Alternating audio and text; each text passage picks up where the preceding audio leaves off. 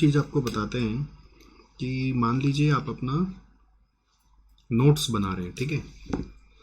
जैसे CA CMA ये सब जब पढ़ाई करते हो ना, तो यहाँ पे नोट्स का बहुत महत्व है। प्रोफेशनल एग्जाम में notes are highly highly relevant, highly important.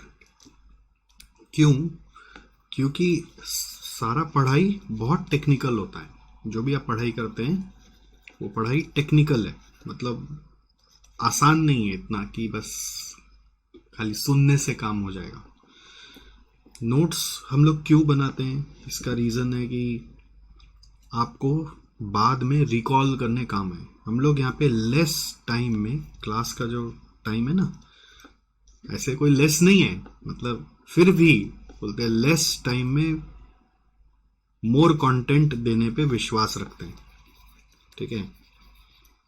अब जैसे अगर आप मान लीजिए कोई और जगह और कोर्स में पढ़ोगे ना, सीए सीएमए ये सब को छोड़ दीजिए, कोई और जगह कोई और कोर्स को पढ़ोगे तो जितना देर में हम लोग आपको 2.5 घंटा 3 घंटा जो भी पढ़ाते हैं उसमें जितना ठूस ठूस के आपको ज्ञान देते हैं ना, तो बाकी जगह इतना ज्ञान नहीं डिलीवर होता है।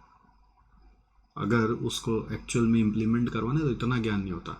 मैं अपने एग्जांपल दूं, ब्रिटिश काउंसिल करके एक इंस्टीट्यूशन है जिसमें इंग्लिश क्लासेस सिखाई जाती है।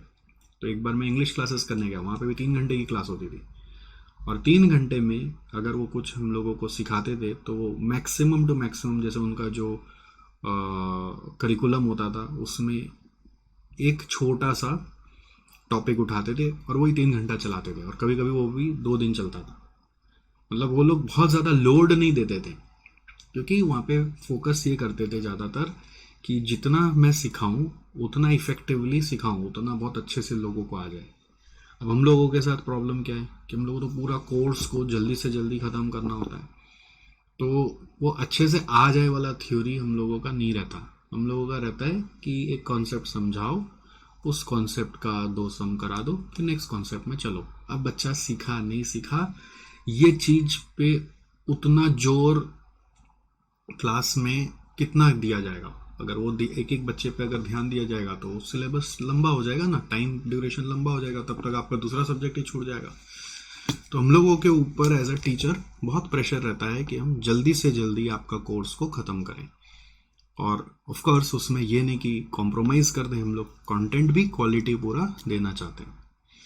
तो अब होता है ना 3 घंटा जब आप पढ़ रहे हैं और लगातार फिर 3 घंटा दूसरा सब्जेक्ट फिर तीसरा सब्जेक्ट, तो कोई ना कोई सब्जेक्ट में तो लैप्स होना ही है।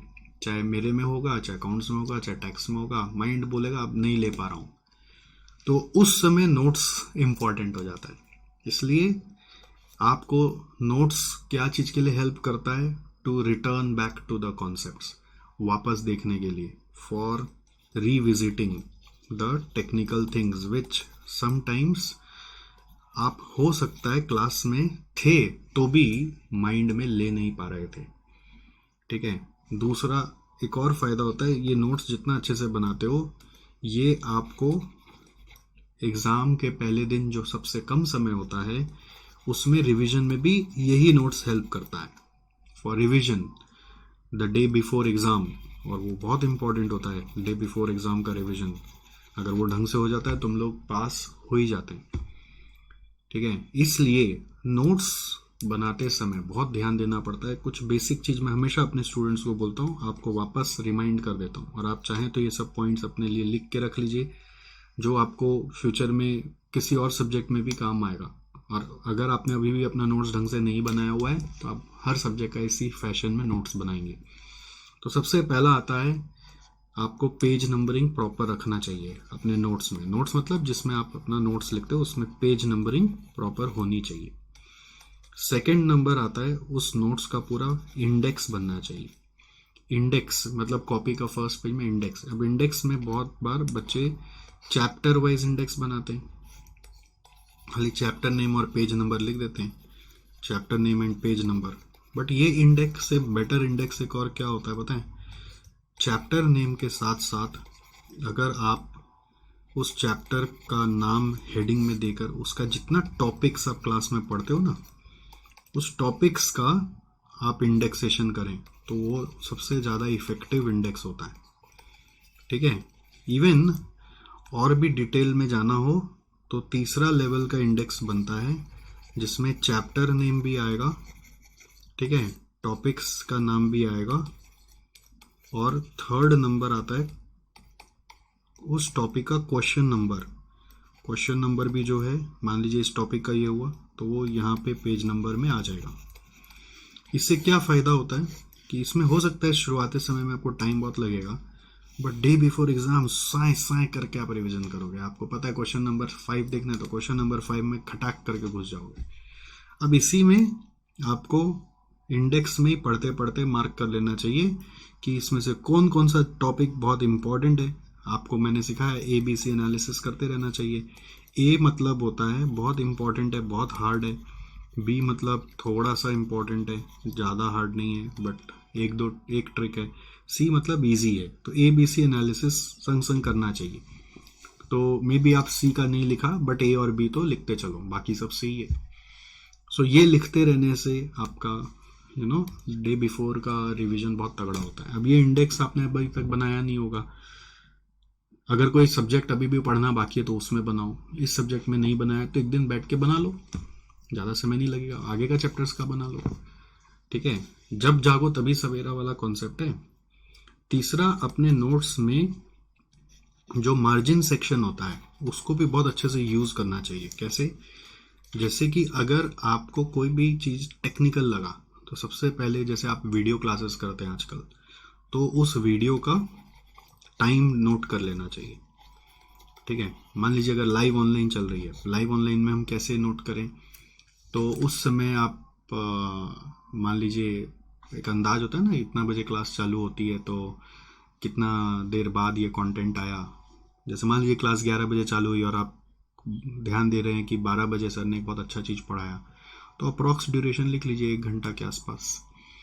तो वो कॉन्सेप्ट का टाइम ड्यूरेशन भी आप अगर लिख लेंगे तो कल को अगर वो कॉन्सेप्ट को रिविजिट करना पड़े, थोड़ा सा भी कम समझ में आए, तो वीडियो पूरा स्क्रॉल करके देखने का दरकार नहीं, आपको पता है कहाँ पे जाके देखना है।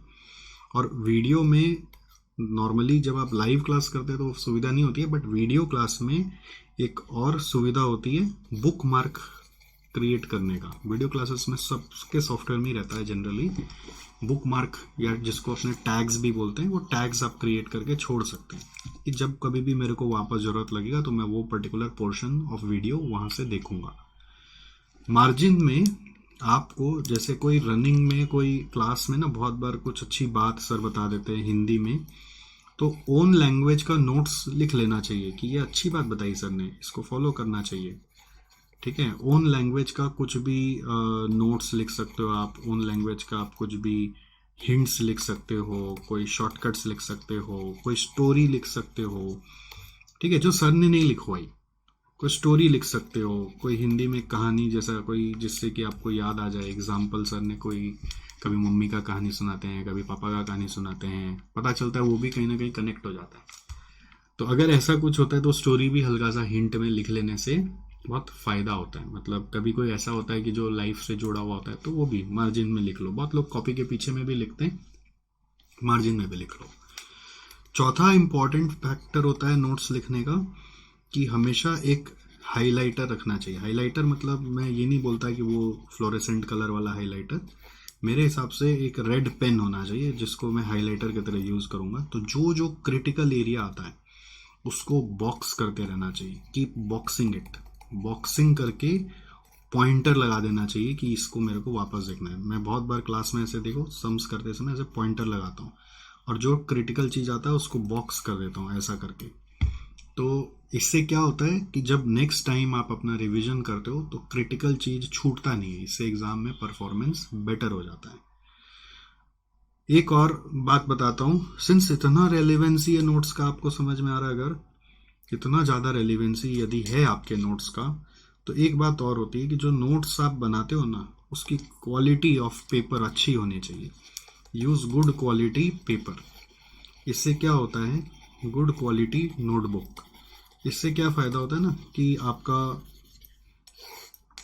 सबसे बढ़िया फ़ायदा होता है कि नोट्स में लिखने का मन करता है और बाद में पढ़ने का मन करता है, और उसका थोड़ा लाइफ अच्छा रहता है, फटता वटता नहीं है। तो ये भी एक इम्पॉर्टेंट होता है। हम लोगों को अपने समय पे कोई बताया ही नहीं था, तो सबसे सस्ता वाला कॉपी खरीदा करते थे, तो बड़ा अजीब लगता था बाद में पढ़ने में, बाकी दोस्त लोग का जब अच्छा अच्छा कॉपी होता था तो उसका इफेक्टिवनेस भी कम हो जाता है। नॉर्मली अगर अच्छे कॉपी रखते हैं तो अच्छा पढ़ाई करने का दिल करता है, और एवरेज कॉपी एवरेज पेपर वाला खरीदते हैं ना तो पढ़ने का दिल नहीं करता। करेक्ट। अगर क्लास में कभी भी कोई भी चीज अटेम्प्ट करने की बात है तो बहुत बच्चों को नोट्स से इतना प्यार हो जाता है ना कि वो नोट्स को लेकर इतना ऑब्सेस्ड रहते हैं कि हम अपने से कुछ भी नहीं करेगा, काटा कुटी हो जाता है मेरा। तो काटा कुटी से घबराना नहीं है, अपना सेल्फ अटेम्प्ट बोल के हेडिंग देना है, और उसको भी करना है। हो सके तो यूज पेंसिल, और उसको रहने दीजिए वहां पर, जिससे पता चलेगा जब बाद में आप पढ़ने आएंगे तो कहाँ पे क्या गड़बड़ किया। Use pencil, no problem. ठीक है। तो ये सब कुछ बातें हैं जो नोट्स बनाने में आपको हेल्प करती हैं, और हमारे इस टेक्निकल पढ़ाई में ये नोट्स का बहुत बड़ा रेलेवेंस है। इसको ढंग से बनाएंगे ना तो जीत आपकी होगी होगी। और सबसे बढ़िया इंडेक्स ये वाला होता है जो मैंने आपको लास्ट में बताया, और यही बॉक्सिंग वाला टेक्निक है। कुछ भी इंपॉर्टेंट आया तो ऐसे बॉक्स करके पॉइंटर लगा देने से आपको ध्यान रहता है कि ये चीज़ मेरे क्या काम का है। अब बहुत लोग पेज नंबरिंग नहीं करते, बहुत लोग इंडेक्सेशन ही नहीं करते। इंडेक्सेशन करते तो फर्स्ट वाला करते हैं, कुछ लोग सेकंड वाला करते हैं, बट थर्ड वाला इंडेक्सेशन मेहनत होगा, टाइम लगेगा, डेली डेली लगातार करते रहना पड़ेगा, बट इसका मजा जो मिलेगा आपको ना, आप कल्पना भी नहीं कर सकते। ठीक है।